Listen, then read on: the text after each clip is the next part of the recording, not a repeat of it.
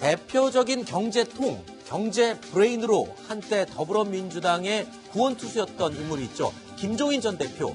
자, 김종인 전 대표가요, 문재인 정부의 경제 정책 등에 쓴소리를 쏟아냈습니다. 그래서 이목이 집중되고 있습니다. 어떤 내용인지 한번 짚어보겠습니다.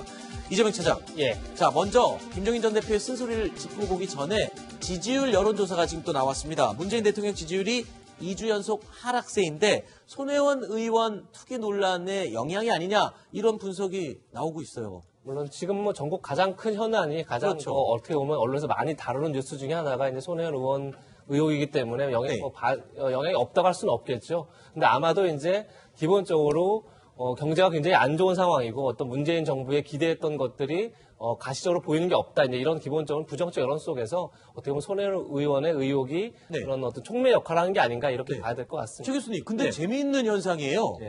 긍정적인 평가가 떨어졌는데 부정적인 평가도 같이 떨어졌어요. 이런 경우는 굉장히 좀 특이한 경우 같은데 어떤 의미가 있는 건가요? 그렇죠. 일반적으로는 사실 부정이 올라가고, 부정이 올라가면 긍정이 떨어지고, 그렇죠. 부정이 올라가면 부정이 떨어지고 이래야 되는 거 아니에요? 네. 근데 같이 떨어졌다면 중도층으로 간 사람들이 더 많아졌다고 볼 수 있겠죠. 그러니까 핵심 지지층은 그대로 가지만 사실은 이제 현재 상황을 그냥 관망세로 보고 있다는 부분을 봐야 될 것 같아요. 네. 그러니까 부정과 긍정이라고 하는 큰 틀에서 확고한 지지층이라고 하는 부분은 계속 가지만 중도층에 있는 분들이 일정 부분 아직까지는 평가를 유보하는 국정 지지율에 대해서도 일정 부분 좀 기대를 갖고 기다리는 분도 있는 것 같고, 또는 더 의심을 갖고 보는 분도 있는 것 같고, 그래서 중도층이 좀 더 늘어나고 있는 그런 증상이 아닌가 하는 생각이 듭니다. 네, 마음의 결정을 못한 사람들이 늘었다, 이렇게 해석을 할 수 있군요.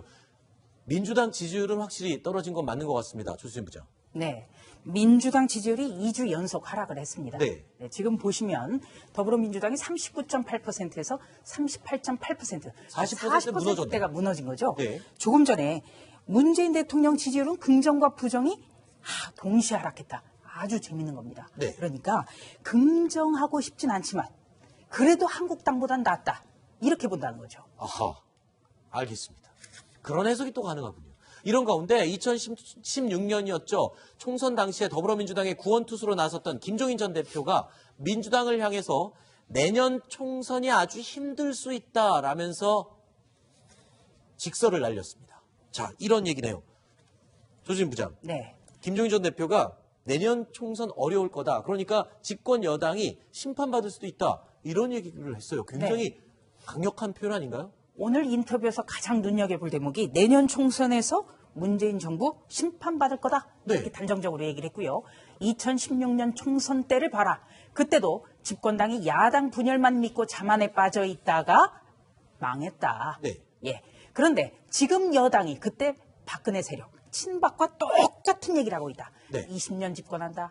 15년 더 해야 된다. 이런 얘기가 정말 오만하다. 이것에 대해 역풍이 불 거다. 이렇게 진단하고 있는 겁니다. 최 교수님, 네. 사실 다른 사람 말도 아니고 민주당 입장에서 보면 김종인 전 대표의 말은 되게 속이 쓰릴 것 같아요. 그럴 수 있죠. 왜냐하면 저는 이제 더불어민주당 대표를 했었으니까. 그렇죠. 근데 이제 또 김종인 전 대표가 또 대선 때는 또 문재인 대통령을 지지하지 않고 딴 분을 또 지지했었어요. 그렇죠. 그러니까 저분이 이제 예전에 새누리당에서도 일을 하셨고 박근혜 정부를 위해서도 일을 하셨고, 그러니까 저분은 그냥 본인의 신념과 생각을 가지고 정치적 입장과 관계없이 이렇게 이동하시는 것 같아요. 이제 그런 차원에서 본다고 하면 저기 뭐 더불어민주당 전 대표를 했으니까 쓰리다 이런 부분도 있겠지만 일반적으로 그냥 저분의 성향 자체가 그렇다고 볼 수 있을 것 같고, 제가 볼 때는 이제 김종인의 쓴소리의 가장 핵심은 이거 같아요. 현 정부가 추진하고 있는 뭐 예를 들면 그 경제 불평등 불균형을 해소하는 문제, 이 문제를 추진하다 보고 그다음에 우리가 얘기하는 소득주 성장이라고 하는 이 부분에 대해서 아마 이제 비판적인 입장을 취하시는 것 같은데,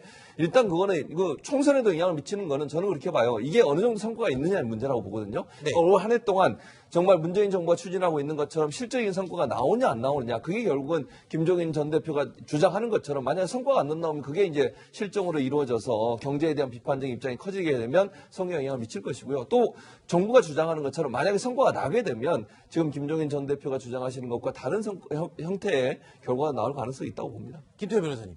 그런데 김종인 전 대표가 지금 여당이 내년 총선에서 심판받을 이유 중에 하나로 경제 문제를 꼽았어요. 그러면서 현 정부를 갓난아이로 표현을 했습니다. 갓난쟁이. 그러니까 현 정부들은 되게 이제 기분 나쁠 얘기인데. 그렇죠. 김종인 전 대표 표현이 이래요. 그러니까 5년 다림쥐 정권은 한 아이가 태어나서 어른까지 성장해가는 과정이라는 거예요. 지금 보시면 저 밑에 얘기거든요. 네.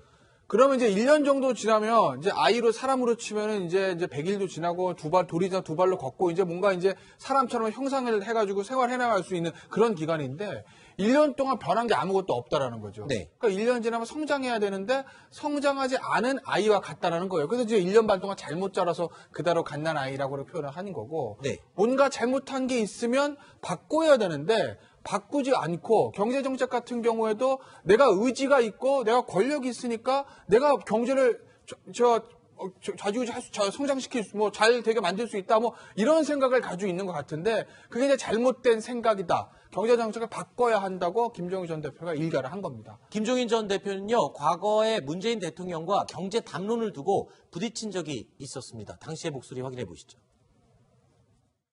문재인 전 대표가 어제 대표님이 당이랑 조금 안 맞는 것 같아서 뭐가 안 맞아? 이렇게 얘기를 했는데 국민 성장이라는 단어를 쓰지 않았어요? 그 내가 생각하는 저 사람도 박근혜 대통령 비슷하게 창조 경제라는 걸 가지고서 경제 민주화를 슬쩍 빼버리는 그런 스타일로 넘어가려고 하는 것 같다 이런 얘기를 해요. 그리고 당이라고 하는 것은 다양한 의견을 표출할 수 있는 곳인데 그렇지 않아도 이 민주당이 패권 정당 때문에 결국은 살려달라고 해서 내가 지난 1월 15일 날 온 사람인데 무슨 내가 무슨 특별한 얘기를 했다고.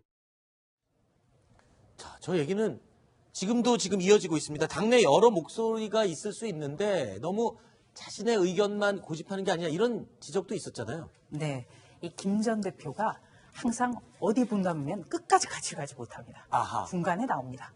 그 그랬었죠. 말은요. 과거 행적을 보면 그러네요. 예, 네. 다른 분들과 이렇게 쉽게 어울리지 못합니다. 그거는 굉장히 독선적이다. 이런 네. 평가가 많기 때문인데요. 그래서 이 당내에서도 지금 김종인 전 대표가 너무 일방적으로 자기 스타일대로 말을 한다. 그렇죠. 이런 불만은 분명히 있습니다. 아하. 그런데 김종인 전 대표의 말을 새겨볼 대목이 참 많습니다. 네. 이런 얘기를 했습니다. 문재인 대통령 자기 말을 꼭 낱말같이 한다. 가령 제가 이 얘기를 듣고 이 생각이 났어요. KTX 탈선 사고가 났을 때 문재인 대통령이 뭐라고 했냐면요. 안전을 강조한 정부로서 부끄럽다. 부끄러워야 한다. 이런 얘기를 했어요. 그러니까 자신이 어떤 부끄럽고 자신이 책임을 통감하고가 아니라 평론가처럼 얘기를 합니다. 네. 제3자처럼 얘기를 합니다. 아하. 이런 것도 좀 살펴보려 있고요. 또 개인을 도우러 가는 것 아니다. 그러니까 이 민주당의 분열로 야당 전체가 괴멸되는 것을 막기 위해서 간 거지 네. 문재인 대통령 혼자 좋아서 간 게 아니다. 네. 이런 얘기를 하고 있는데 이런 김종인 전 대표의 말도 새겨볼 대목이 있습니다. 알겠습니다. 6번째 이야기까지 살펴봤습니다. 7번째 소식 준비되어 있습니다. 오늘 저희가 5위로 꼽은 내용이네요. 만나보시죠.